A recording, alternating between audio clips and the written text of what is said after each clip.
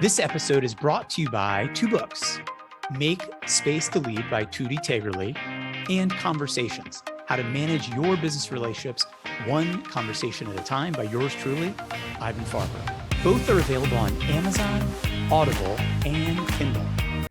Hello, everybody, and welcome to Conversations About Conversations. On this show, we talk with movers, shakers, and difference makers about the conversations they lead in the world. Our guests are business leaders, authors, speakers, coaches, podcasters, and more. And today's guest is Tutti Taygerly. Tutti is an executive leadership coach, award-winning design leader, and international speaker with more than 20 years of design experience across large companies, design agencies, and startups. She's the author of Make Space to Lead, Break Patterns to Find Flow and Focus on What Matters. The book shows readers how to design their best professional and personal lives using design processes of researching, ideation, and focused action. But wait, there's more. She challenges CEOs, senior leaders, and entrepreneurs to dream bigger. She helps her high-performing clients amplify their professional impact by embracing their unique leadership presence and/or reuniting their creativity. A lot of conversations there. Please help me welcome to Conversations About Conversations, Tutti Taygerly. Tutti, welcome. Thank you. I'm super excited. That sounded so good. Thank you for that. You're welcome. Tutti, you're clearly leading a number of conversations, and I'd like to give you an opportunity at the start here to simply make an opening statement about whatever you'd like. Oh, I love that. Thank you. It's funny, just reflecting back and hearing you affirm, talk about some of the things I do. I think that's so wonderful. And for me, that's a lot of the magic of leadership. Being able to look and support and have conversations with the people around you and help them see themselves as their strongest, their wisest, their best selves. And a lot of what I do, the work that I do in the world from hard-learned personal experiences, is that it can be so easy for us to get into that mode of achieve, go, go, go, keep on running, hit that next milestone, hit that next release, hit that next funding round. And all that is good. And there's something else magical when you add some more space, some more creativity, some more ideation and innovation to it. And I think a lot of the work that I do is showing and affirming both sides of that to the leaders that I work with, whether individually, in groups, or at a women's leadership retreat that I just returned from this past weekend. So wanted to say hi and welcome to your listeners, and excited to have this conversation with you. You've had a very successful career in design, in tech company, rising up the ranks. And then a few years ago, you made a pivot to coaching. What had you pivot your work to coaching? So many times it seems like there's one big aha trigger moment.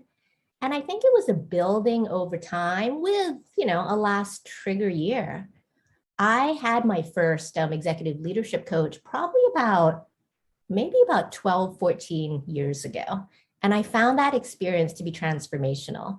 I was working in the C-suite for a pretty male-led consulting company at the time. I was the only woman in the C-suite. And I got some feedback. They looked at me and they said, "You're amazing. You are visionary. People look up to you, but you're a bit aggressive. You can be a little bit too much. Can you figure out something to deal with that?" And of course, I was devastated because I'm like, I don't want to be known as that. I don't want to be a blowhard. I don't want to be that. And putting aside the question of unconscious bias and likability bias with women and how women and men appear, we'll just put that to the side for now, because regardless, this is the culture that we live in, and this is the system that we live in, and we have to move within that. But that's when I got my first coach. And that coach taught me so much about how to be and lead with my own strengths, being loud and brash and confident and risky. But also she taught me range, which is how to be able to adjust so that that voice isn't too loud and overpowers people who might be more quieter leaders.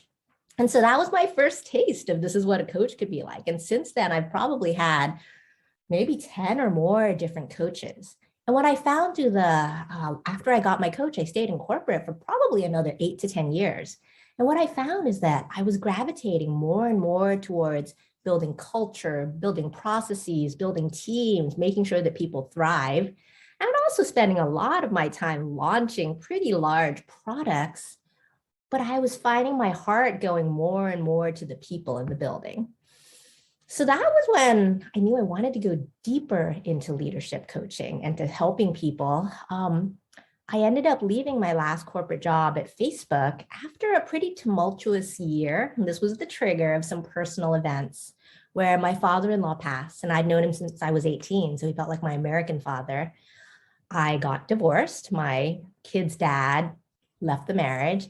And then my father passed all in the course of a year. It's a lot. And yet in adversity is where change happens. Not always easy, but that triggered me to leave the corporate world and start training to be a coach. One of the things I learned about you was that you enjoy surfing. Yes.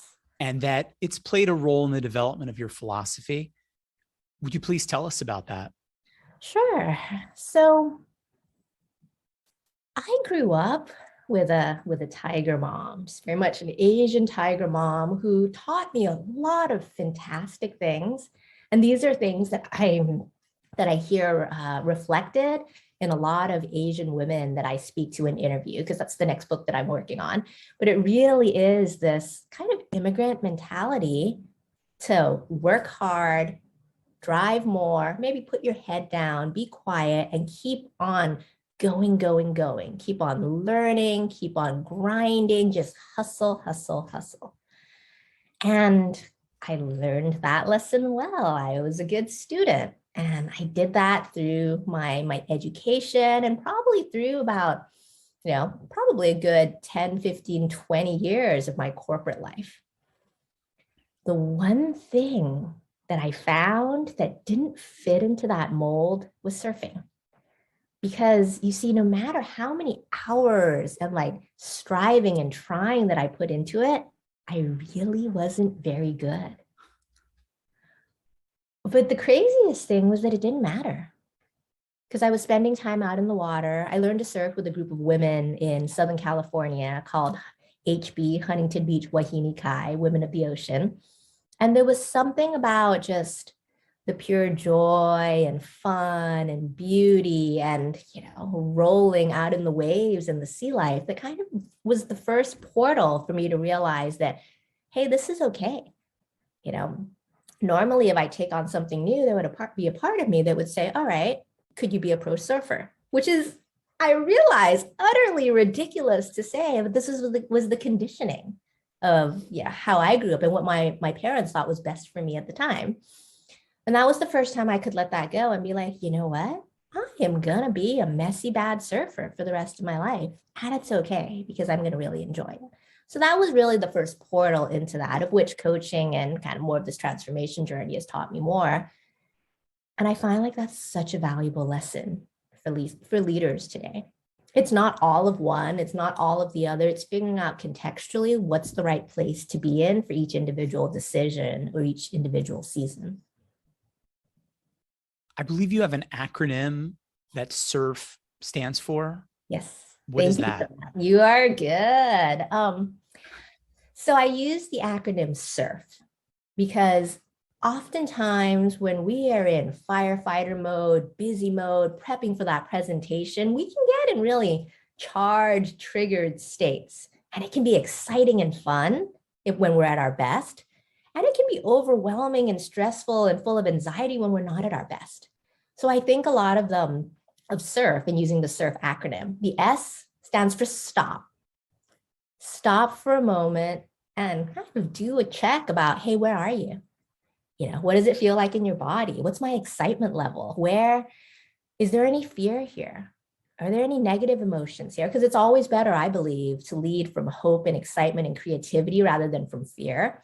Fear is totally fine, but it's worth examining what it is and maybe getting a little bit away from that scarcity model. So that's the S, stop. You understand.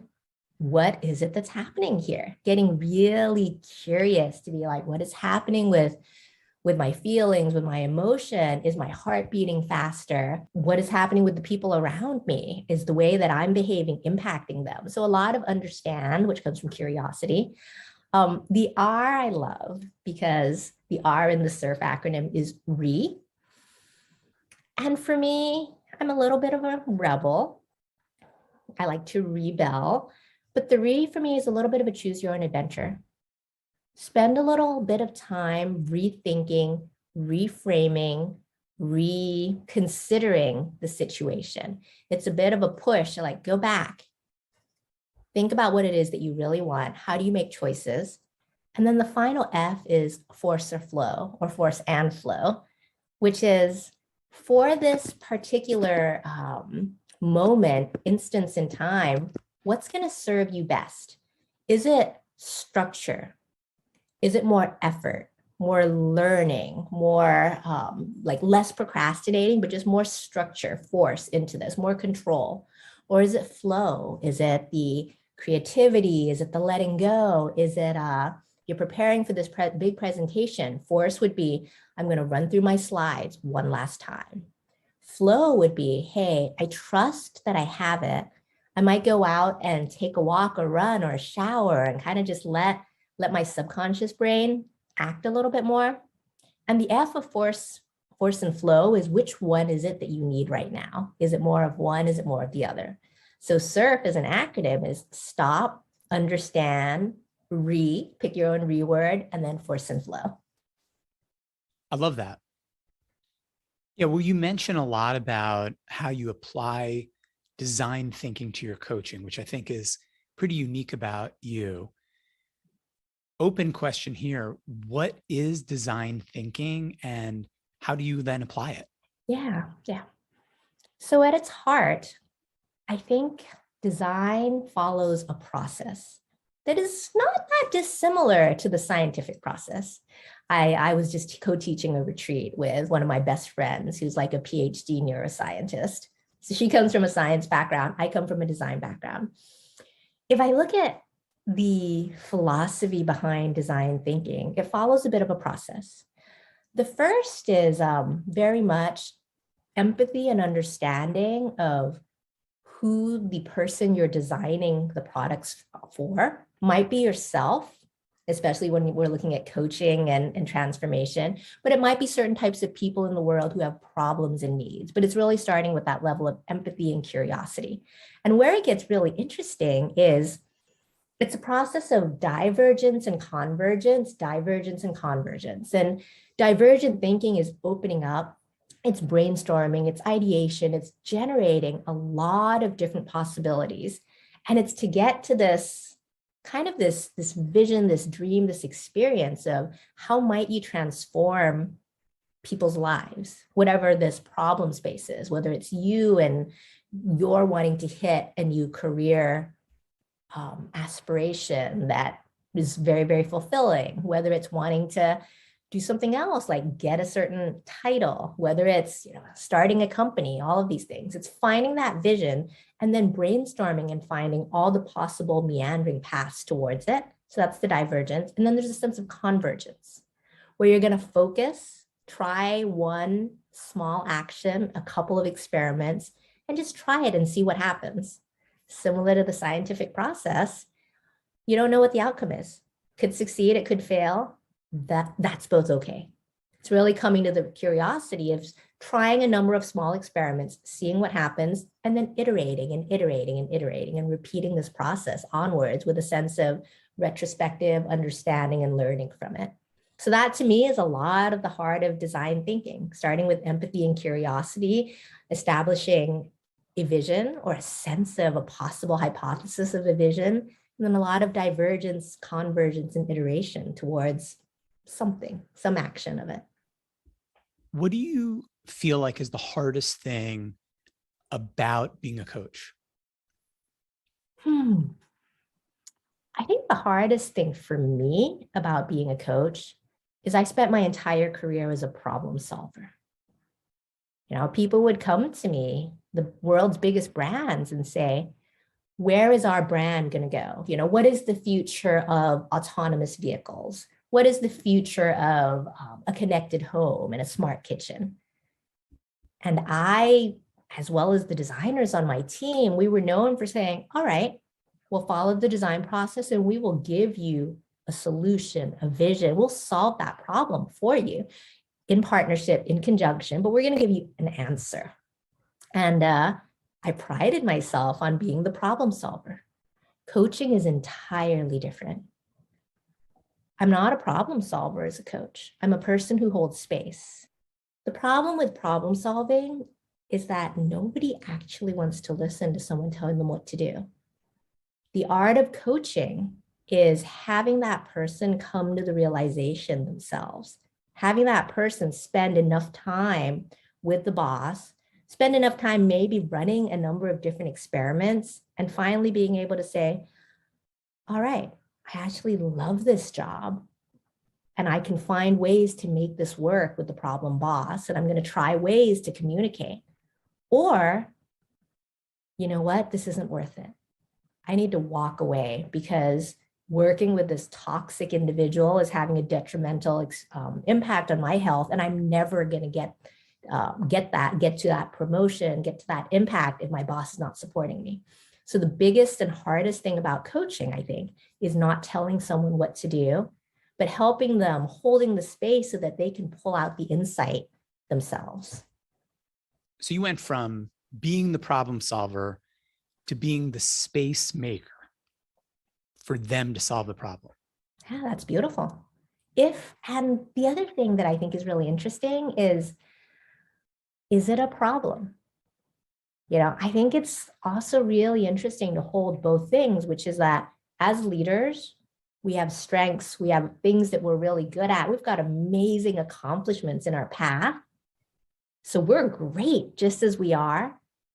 And it would be better if we took care of this little problem with our boss, if, we maybe smoothed out some of these rough edges. So it's both like, it's great how you are with strengths, and we can change a little bit and make things a little bit better and different. I saw on your website that your coaching assignments are fairly long-term, 6 to 12 months. That's a really big commitment. Why would it be that long, and what kinds of things do your clients seek to accomplish? I work with really high achievers. I work with a lot of startup CEOs, execs in tech companies, or even really driven individual contributors who have big ideas and big wishes and dreams of things that they want to put out into the world. Super smart people, self-accomplished. They've likely tried a number of different things to solve their own problems. A lot of people read, listen to podcasts, talk to their friends and family, just like, how do I get to this different state from here to there? So by the time they come to me, I believe that they've turned this around over and over in their head for a while. And I don't think that there's necessarily an obvious, easy solution. So I require the commitment of this 6 to 12 months to really understand what is the vision of the life and transformation that they want, and then put in the time to do it. I don't believe that, I'll say this, I believe it's impossible to be instantly transformed in one moment. I mean, yes, we can all think of examples of negative transformations, but in terms of like positive change that we want, I believe it's a lot of little actions, little experiments, little steps. And it's impossible to do this, say, in a week or a month, because we don't get the full context and the full picture of people. And when I work with people, I seek to leave them with enough tools to do this for themselves. And yet sometimes, I mean, I myself, right now, I've got 2 coaches. You need someone else, someone who's not in your day-to-day, someone who can help you like see something different and be unafraid to point out these things to you in a loving way, a loving and challenging way. And so I believe that because my clients have such big dreams and big ambitions, in order to accomplish this, the change and transformation that they seek isn't a one and done thing. It does require commitment and work, because this stuff isn't fast. The insight might be fast, but the way that you want to get to that outcome, it can take a little bit of iteration. Did that completely answer your question? Completely. Awesome. Now, your book is called Make Space to Lead, Break Patterns to Find Flow and Focus on What Matters. What led you to write the book? Yeah.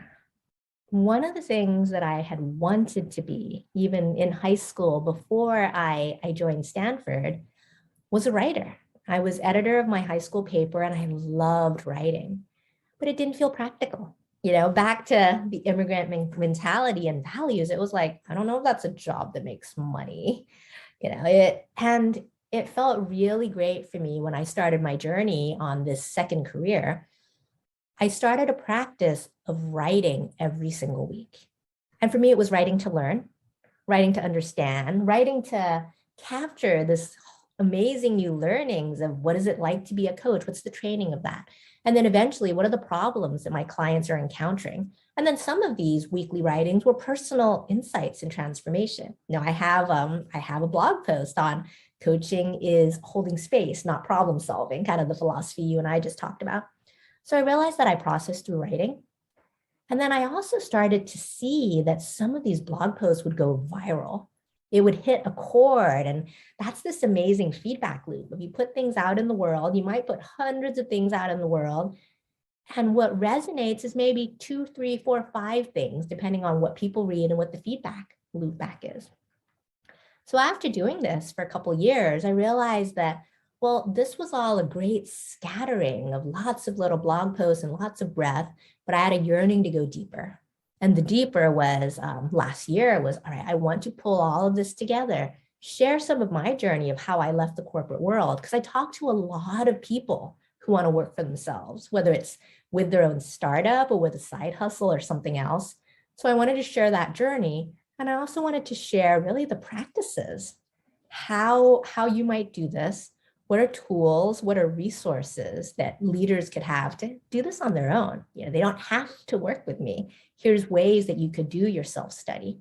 So kind of both of those things, sharing the lessons. And one last thing. I think the biggest compliment that I got is one of my longtime one-on-one clients who I'd been working with.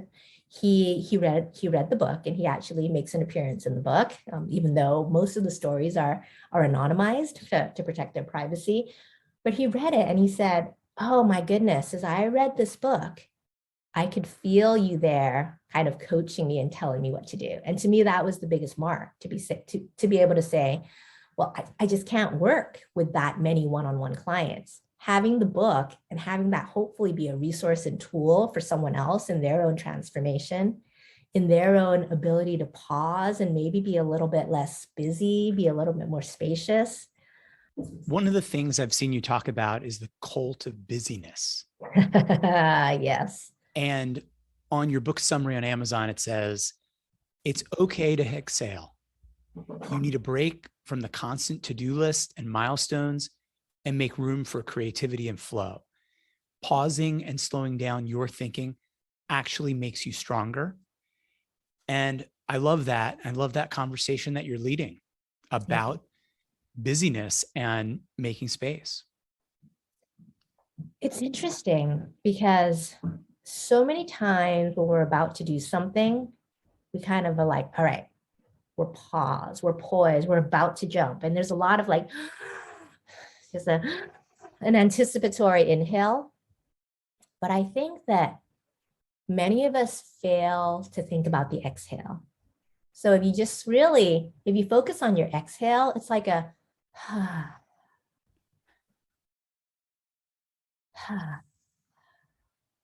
an exhale feels different than an inhale. And they're both absolutely necessary. And the reason why I talk about combating the cult of busyness, and of course, this is my world. This is the corporate world. This is the world of tech. This is the world where our worth is determined by how busy we are. Now, I tell the story of just so many times when people say, "How are you?" They're like, "Oh, crazy busy." Don't we all know people like that? Where you're like, I am so important. I am double booked, triple booked. I've got this.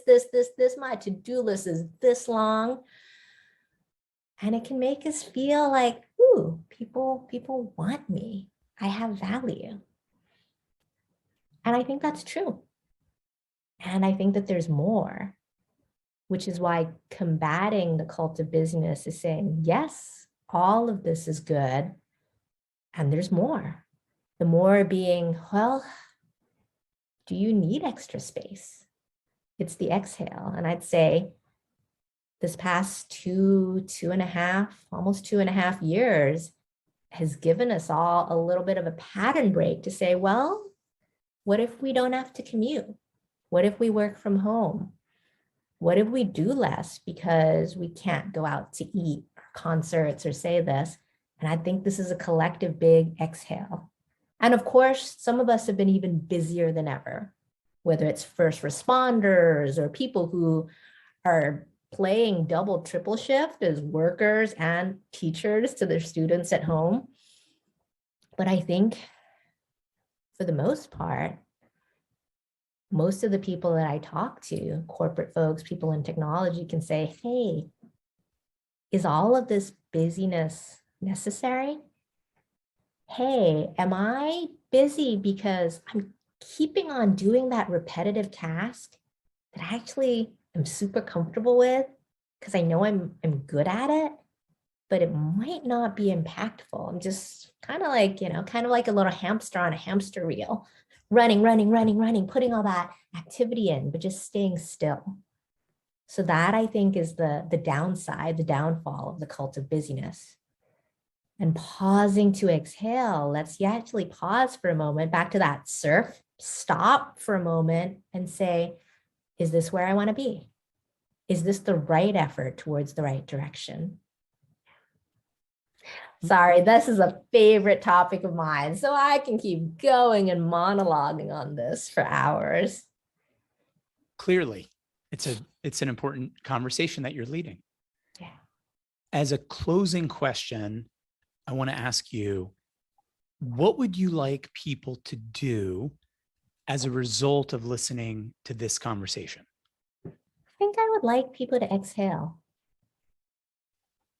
In their days, pay attention to what an exhale is like. Stephen doing it right now. If you exhale between your meetings, if you exhale at the end of your days, is a transition between your role, your professional role, your personal role, your friend role, your family role. What would that open up in terms of creativity and space and innovation and more fulfillment in your life if you took a little bit of time for that exhale, not just the inhale and the go, go, go? That's a great message. That's a great conversation. Tutti, your book is called Make Space to Lead, and people can find out more at makespacetolead.com or your main website, tuttitaygerly.com. That's correct. I want to thank you for being a part of this conversation about conversations. Thank you. This was so much fun. You have the best questions and are incredibly well prepared. I really appreciate that. My pleasure.